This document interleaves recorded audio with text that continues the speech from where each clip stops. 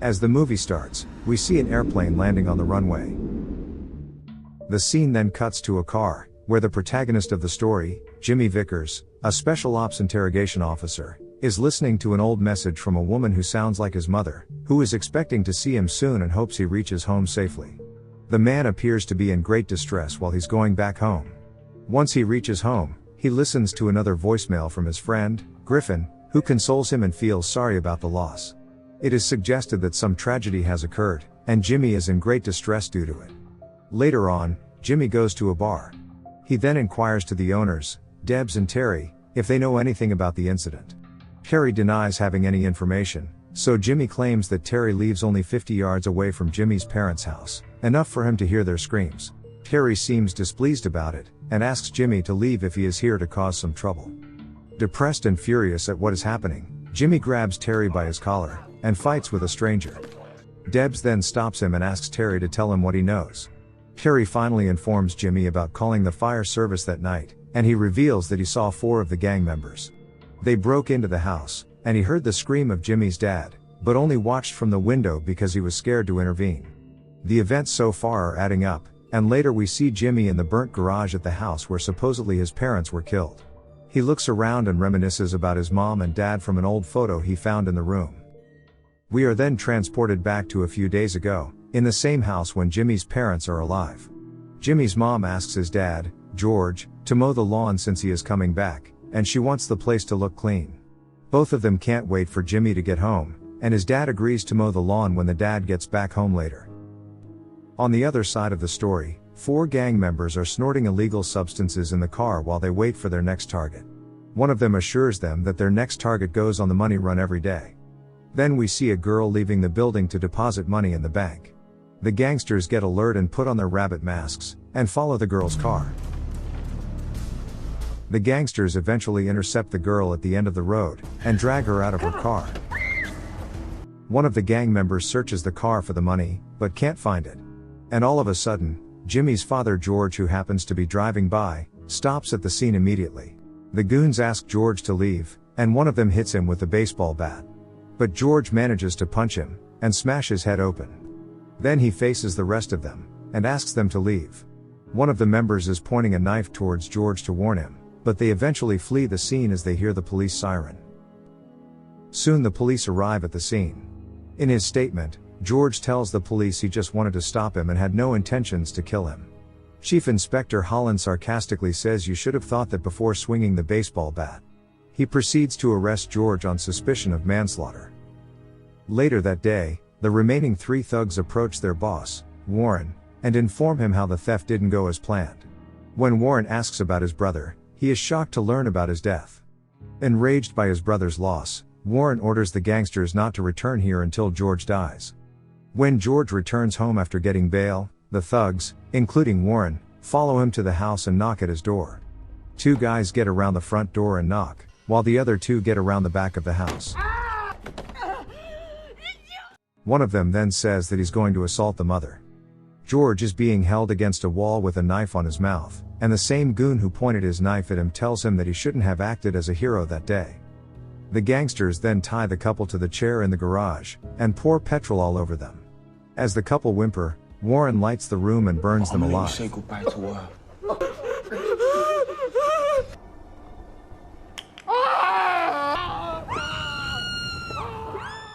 The scene then cuts to the present day, where Jimmy is standing in the same burnt garage. His police friend, Griffin, shows up and informs Jimmy that one of the neighbors saw a black BMW speeding around 11 on the same night, but they never got a chance to read the number plate. Griff thinks there is a high chance that the gang involved in a conflict with George has murdered him, but the police have no proof against them. After instructing Griff to send him the CCTV footage of the theft, Jimmy leaves the garage with tears in his eyes. The following morning, Jimmy pays respect to the grave of his parents. As he is in the church, his wife, Morgan, shows up. Here we learn that Morgan and Jimmy were on the verge of divorce before this tragedy. Morgan says that he missed the funeral despite her mailing him 5 times. But after realizing that Jimmy is going through a rough patch, she consoles him that he doesn't have to be alone, and he could stop by her flat sometime. The following day, Griff arranges a meeting with Jimmy, and tells him that the black BMW belongs to Warren, who who according to the investigation is the brother of Warren, accidentally killed by George that day. He then provides Jimmy with the CCTV footage of that robbery. At night, when Warren leaves the gym, someone bumps into his car from behind. He gets out of his car, only to find Jimmy waiting inside the car behind, and starts bad-mouthing the wrong guy. What the fuck? Jimmy, belonging to Special Ops, takes little to no time to overwhelm Warren and knocks him out. When Warren wakes up afterwards, he finds himself tied to the front seat, with Jimmy spilling the petrol all over his car. Jimmy reminds him about the couple he murdered 2 weeks ago, and Warren explodes in anger, claiming he did the right thing. Instead of repenting for what he did, he explains to Jimmy how he sexually assaulted Jimmy's mother that night. While controlling his emotions, Jimmy asks the bad guy to name his gang members, and he'll let him go in return. See, take that, take that. Once Warren writes down the names, Jimmy lights a cigarette. Let me go! Hey, man!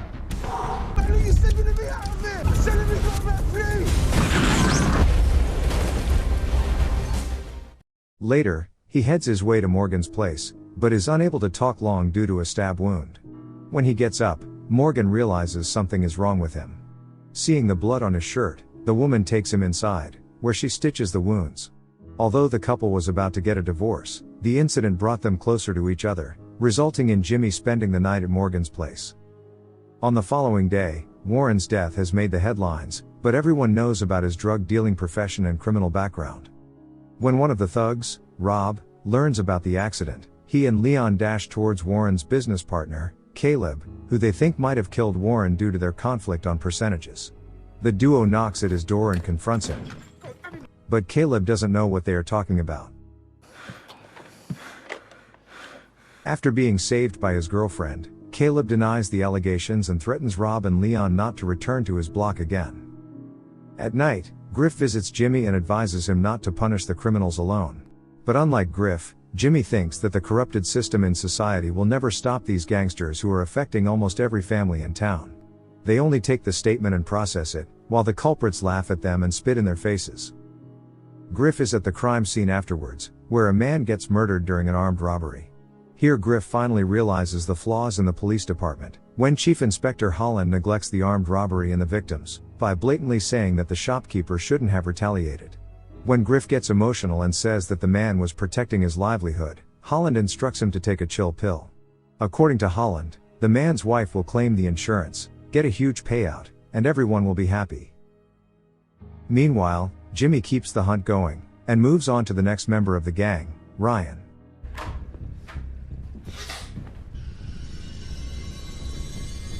Come on, then!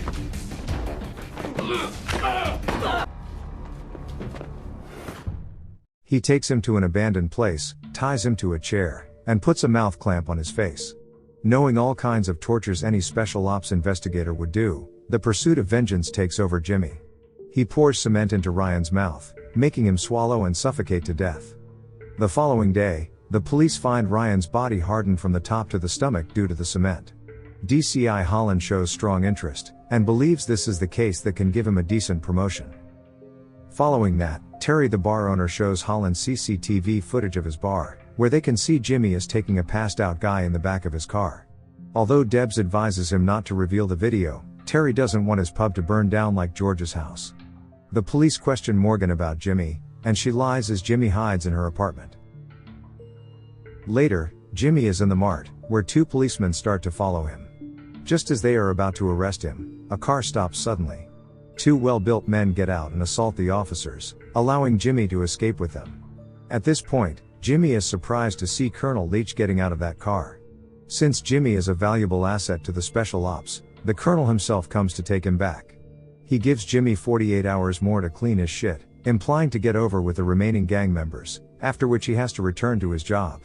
On the other hand, Griff approaches his colleague, Joe, the SWAT leader, and tells him that this case shouldn't be taken seriously. Suspecting something fishy, Joe inquires if Griff knows the killer. Griff then tells the truth that he is a friend of Jimmy whose parents were brutally killed. As Joe still thinks that Jimmy is out of control, Griff says that Holland is no different, and that he is only taking this case seriously to become a superintendent, which will probably ruin the department with his corruption and negligence. Back to Jimmy, He goes about his revenge as he knows he has the backing of the army and he cannot get caught. While Leon is sitting in the strip club, he receives an envelope with the dead Ryan's picture in it. Suspecting danger, the thug escapes the club and runs until he gets knocked down by Jimmy. After regaining consciousness, Leon finds himself confined to the ground, with his lower body chained to the gate and his upper body to the car.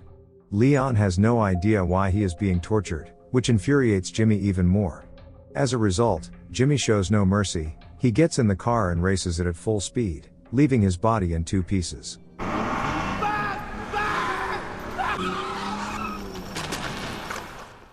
On the next day, Colonel Leach runs into DCI Holland in a restaurant. He asks Holland to hand him everything the police got on Jimmy, and states that Jimmy belongs to the army and not him. Hearing this, Holland refuses that if the colonel takes the law into his hands, he belongs in jail. Colonel Leach then goes on to explain Jimmy's courage by recalling an event from 2009. He states that the army found the terrorist who planned a major attack on the British mainland, but the terrorist refused to disclose any information about it. However, it only took Jimmy 10 minutes with the terrorist alone to make him spit his guts. He says that people like Jimmy do not fear death, they welcome him. Lastly, he warns that Jimmy will finish up on these guys and vanish into thin air. DCI Holland accepts the challenge, and declares to find Jimmy. Colonel leaves by warning Holland that if he ever lays a finger on Jimmy, he will come down so hard on Holland. On the next scene, we see that the police superintendent and commissioner of police meet the army chief on short notice. The army chief gets straight to the point and says Jimmy, the subject of the ongoing investigation, should not be taken into custody under any circumstance. Without revealing much about Jimmy, the officials tell the superintendents how Jimmy is crucial for Britain's top secret agencies. The army hierarchy asked the higher-ups in the police to report directly on the development of this investigation. Later that night, the last remaining member of the gang, Rob, who was part of the group that killed Jimmy's parents, is being taken outside some drug dealer. Jimmy makes him knock on the door, and uses him as a shield, although Rob flees from the scene later. He kills all the remaining drug dealers of the gang, except for Caleb, Warren's business partner. Jimmy ties him to the chair, and stirs some chemicals together in a bucket, which is the same chemicals the dealers use to prepare the drugs. Jimmy then proceeds to dissolve all the cash in the bucket, before eventually pouring the chemical over the guy's head and melting him alive. Meanwhile, DCI Holland realizes that Constable Griffin has been providing intel to Jimmy from the beginning, so he asks him who's next on Jimmy's radar. However, Griffin refuses to tell him, and asks to stay out of Jimmy's way, but Holland seems unreluctant to find Jimmy, and goes against the order of his superintendent. He then tracks down the last gang member in the hospital who fled the scene last night. The limping guy is in Jimmy's apartment looking at some letters in the next scene. Sometime later, Jimmy chases him down, and makes him drive near the seaport. He makes the guy sit down on his knees with his hands tied, and takes out a syringe, claiming that this is the most dangerous aerosol spray that will burn someone inside. Rob then spits on Jimmy, and asks him to look at the trunk of his car. To his surprise, it turns out that Rob has killed Morgan before Jimmy can kill him. In utter disbelief and exhaustion, Jimmy empties his gun's magazine into Rob, right as a SWAT team escorted by Holland arrive on the scene. Griff arrives too, and confronts Holland about letting Rob go from the hospital, and letting him kill Jimmy's wife. Holland says he let him go so the guy could lead him to Jimmy, but he did not know he would kill his wife. Seeing Holland's reality, the SWAT captain, Joe, asks his squad to stand down, which leaves Holland stunned. The suspects fled the scene on foot. They let a broken Jimmy walks off the scene, while Holland tries to stop him alone. And before leaving the place, Jimmy punches Holland in the face, causing him to stop finally. The movie ends in an alley where a random girl is putting down trash. 2 strangers obstruct and grab hold of her as she screams for help. On the other end of the alley, Jimmy appears. The thugs confront Jimmy and ask him to leave, and the screen goes dark with an evil smile of Jimmy.